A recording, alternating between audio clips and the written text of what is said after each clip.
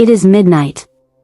You said something 3 days ago in a conversation, maybe at work, maybe with a friend, maybe with someone you love. And you are still replaying it. What did they think when you said that? Did it come out wrong? Should you follow up? Maybe you should follow up.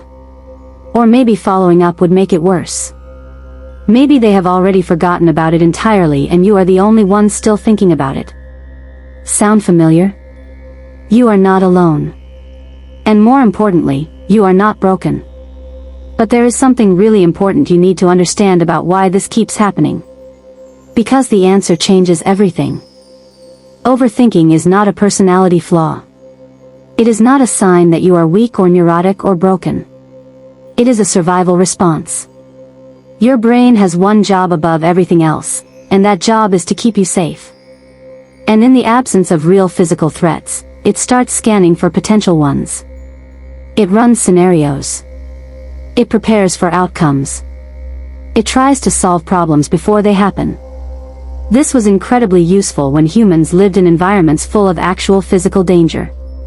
But in modern life, that same system gets hijacked by emails, conversations, social situations, and things you said years ago that nobody else remembers. And here is the part that makes it worse. The more you try to stop overthinking, the harder it becomes. Because the act of fighting your thoughts, telling yourself to stop, getting frustrated at yourself for spiraling, gives those thoughts more attention, more energy, more power. You cannot think your way out of overthinking. So what actually works? Step 1. Name what is happening.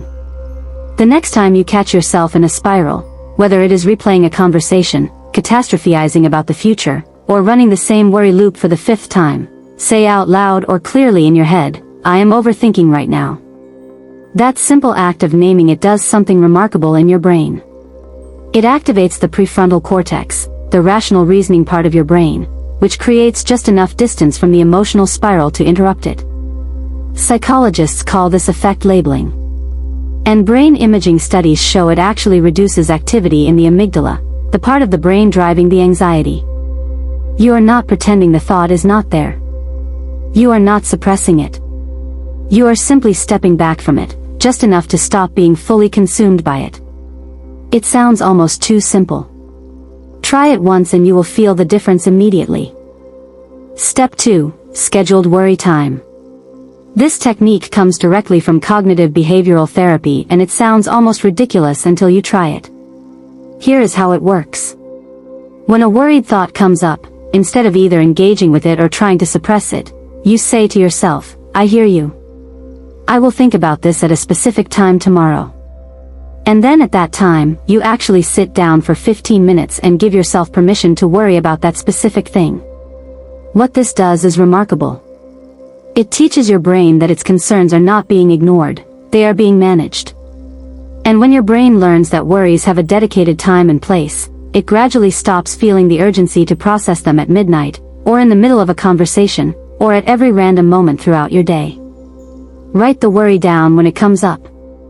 That also helps enormously.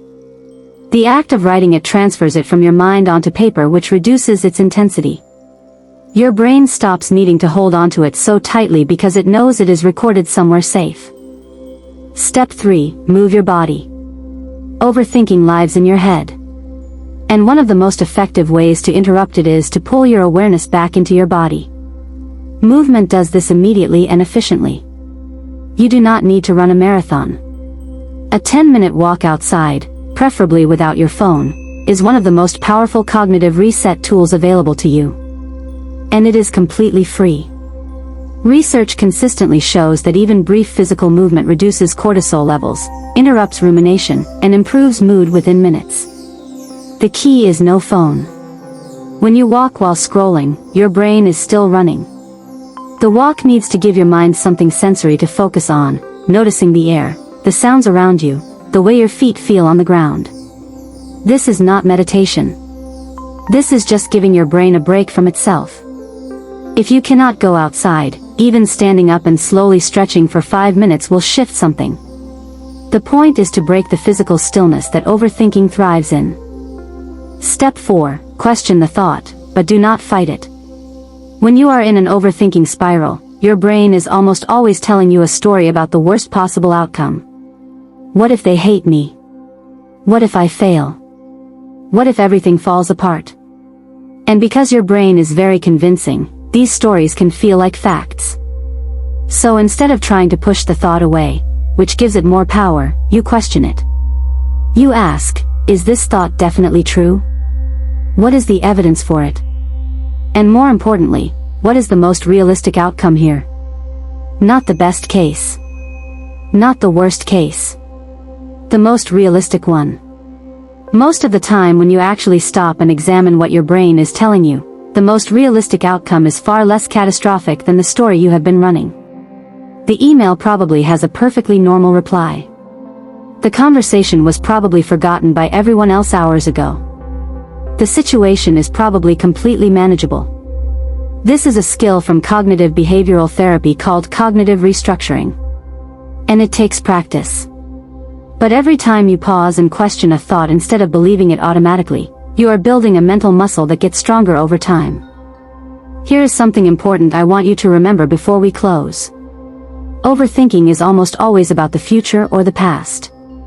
It is rarely about right now. So when you catch yourself spiraling, ask yourself one simple question: am I okay right now, in this exact moment? Not tomorrow. Not next week. Right now. Most of the time the answer is yes. And that yes is enough to bring you back. So there are your 4 steps. Name it. Schedule it. Move your body. Question the thought. Overthinking is a habit. And habits, no matter how deeply ingrained, can be changed. Not overnight. Not perfectly. But with consistent small practice, your brain can and will learn a different way of responding to uncertainty and discomfort. You will still have moments of spiraling. Everyone does. The goal is not to never overthink again. The goal is to catch it faster, interrupt it sooner, and return to yourself more quickly each time. That is what real progress looks like. If this video helped you today, share it with someone you know who spends too much time living inside their own head. They need this more than they know. Subscribe for tomorrow. We are going to talk about something that a lot of people carry without ever having a name for it. See you then. Take care of yourself.